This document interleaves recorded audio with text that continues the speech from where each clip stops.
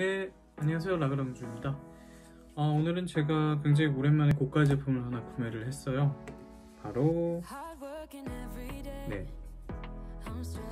요즘 굉장히 핫하죠?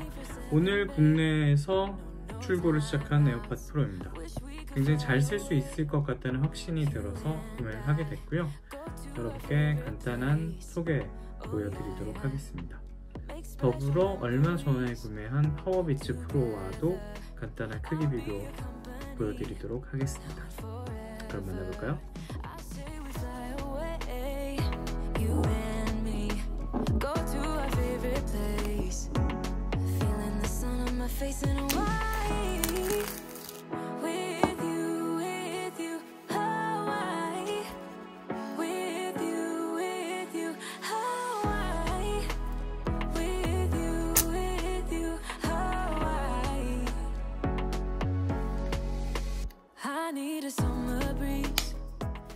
자, 지금부터 에어팟과 파워비츠 프로 비교해 보도록 하겠습니다. 먼저 에어팟 1세대와 에어팟 프로인데요.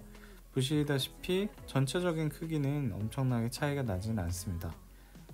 방향이 좀 바뀌었고, 보시는 것처럼 그냥 육안으로 봤을 때 큰 차이는 없어요. 다음은 에어팟 프로와 파워비츠 프로입니다. 딱 봐도 거의 2배 내지 3배 정도의 차이가 있어 보입니다. 에어팟 1세대와 에어팟 프로를 이렇게 겹쳐 놨을 때 파워비츠 프로와 두께와 비슷한 것을 알 수 있습니다. 당연히 에어팟 프로 케이스와 파워비츠 프로 케이스를 대고 보면 파워비츠 프로의 거대함이 더더욱 잘 느껴지네요. 한번 열어볼까요? 안에 유닛이 이런 모양으로 들어가 있습니다. 한번 꺼내 보겠습니다. 유닛의 크기도 좀 차이가 있는 편인데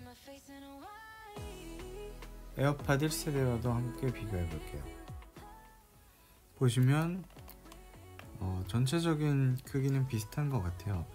에어팟 1세대랑 에어팟 프로는 이 정도고, 파워비츠 프로도 요 음악의 출력과 관련된 부분은 크기가 좀 비슷한 것 같습니다. 그리고 요 이어 팁 부분은 그 뒤에 유닛과 각도가 좀 비슷하게 꺾어져 있는 걸 볼 수 있어요. 에어팟 프로와 파워비츠 프로입니다. 그래서 이 음악을 만들어내는 부분의 크기는 에어팟 프로와 파워비츠 프로가 상당히 비슷한데, 나머지 조작부라든지 그런 부분에서 차이가 있는 것 같습니다. 에어팟 프로와 에어팟 1세대는 이 정도 느낌으로 보실 수 있고요. 보시다시피 이 다리 부분이 에어팟 프로가 좀 더 짧은 걸 알 수 있습니다.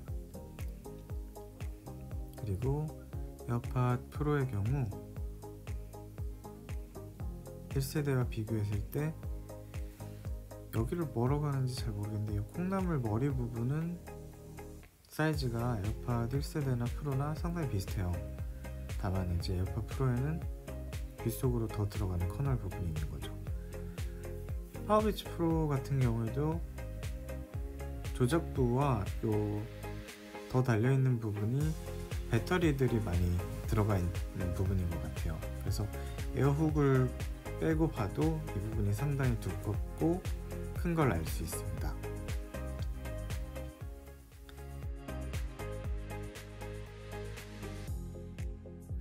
네, 크기 비교 잘 보셨나요? 제가 기존에 편하게 쓰기 좋았던 에어팟, 그리고 헬스장에서 굉장히 안정적으로 이용할 수 있었던 파워비츠 프로.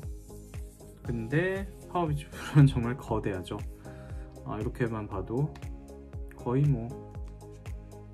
아마 2배 정도 되는 것 같아요. 실제 크기나 두께까지 생각을 하면은 실질적으로는 3배, 4배도 될 것 같아요. 네, 그러면은 착용한 모습도 한번 보도록 하겠습니다. 파워비츠 프로는 이렇게 돌려서 끼는 거죠. 이 느낌입니다. 에어팟 프로 해보겠습니다.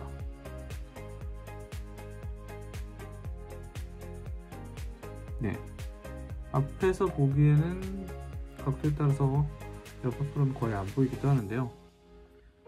파워비치 프로는 그 존재감을 강력하게 뿜어내고 있죠.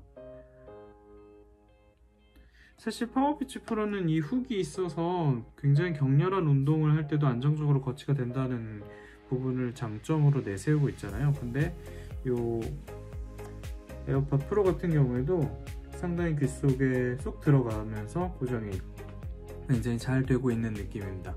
그래서 이렇게 흔들어도 양쪽 다 큰 무리 없이 잘 부착이 되어 있는 느낌이고요.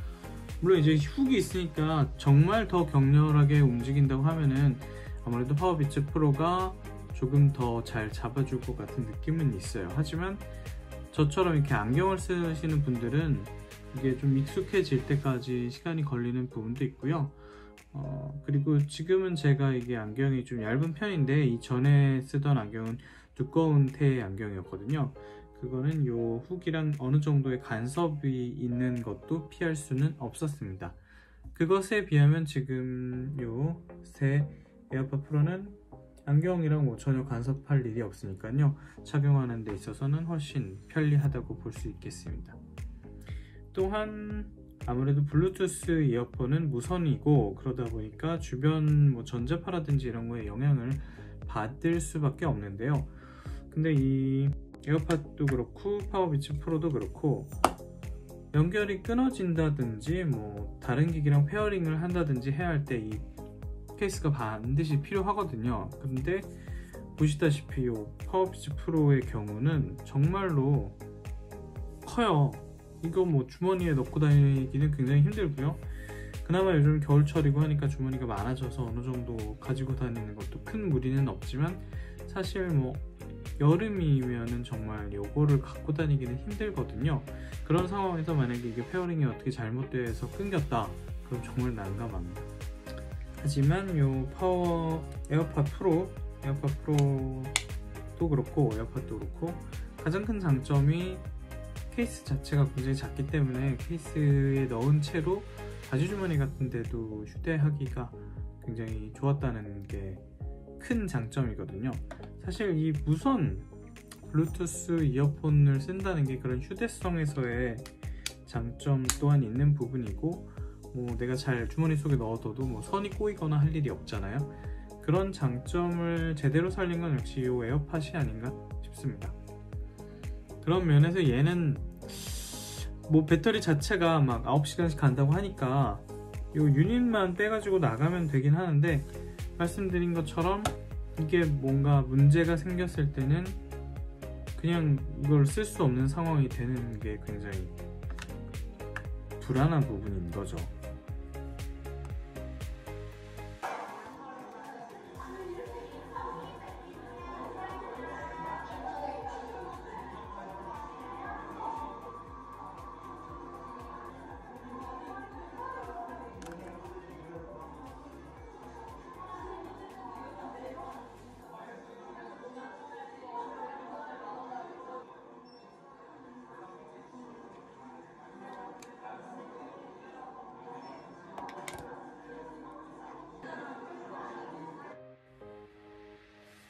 네, 카페 소음을 일단 재생해 놓은 상태로 파워비치 프로하고 에어팟 프로 두 개의 사운드를 좀 재생을 해봤어요. 같은 음악을 들으면서 비교를 좀 해봤는데 뭐 제가 전문가는 아니니까 단언하기는 힘든데 파워비치 프로를 꼈을 때도 어느 정도의 그 소음 차단은 되는 편이고요. 그리고 에어팟 프로의 노이즈 캔슬링을 켜면 확실히 외부 소음이 굉장히 조용해지는 편입니다. 물론 완전히 차단되는 정도까지는 아니고요. 근데 재밌는 건 이 에어팟 프로에서 그 노이즈 캔슬링 기능이나 노이즈 수용 부분을 다 끔으로 둘 수가 있잖아요. 그렇게 했을 때의 느낌과 파워비치를 끼고 있을 때의 느낌이 어느 정도는 좀 완벽히 같다고 할 수는 없지만 어느 정도는 비슷했던 것 같아요. 딱히 노이즈 캔슬링 기능을 작동시키지 않더라도 둘 다 어느 정도의 소음은 막아준다. 하지만 액티브 노이즈 캔슬링 기능을 켜면은 완전히 다른 느낌인 거죠. 저는 이제 노이즈 캔슬링을 지금 처음 해보고 있는 건데 노이즈 캔슬링을 킨 상태로 있다가 이걸 이제 빼면은 뒤에 소음이 굉장히 크게 느껴져서 깜짝 놀랄 정도였거든요. 그렇다는 거는 확실히 귀에 많은 부담도 줄여줄 수 있고 그 난청 같은 것들을 막아주는 데 큰 도움이 될 걸로 생각이 됩니다. 음질 비교는 저는 이제 막귀라서 사실은 그냥 일반 에어팟 1세대도 음질 굉장히 좋게 느꼈거든요. 저는 재즈 음악도 많이 듣고 뭐 일반 케이팝도 많이 듣는 편이거든요. 그런데 제가 느끼기에는 뭐 에어팟 정도 음질이면 사실 예전에 쓰던 유선 이어폰들에 크게 뒤처지지는 않는 것 같아요. 제가 뭐 무슨 수십만원짜리 이어폰을 쓰고 그러진 않았기 때문에 전문가적인 입장으로 평가할 수는 없지만 에어팟도 그렇고 이번에 에어팟 프로도 그렇고 파워비치 프로도 그렇고 음질 자체는 되게 좋았던 것 같습니다. 네, 그럼 저는 에어팟 프로 조금 더 사용해보고 여러분께 그 감상 한번 공유해 드릴 수 있도록 하겠습니다. 아무래도 근데 이 파워비치 프로는 이제 잘 모셔둬야 될 것 같은 느낌이 듭니다. 네, 그러면은 다음에 만나요. 안녕.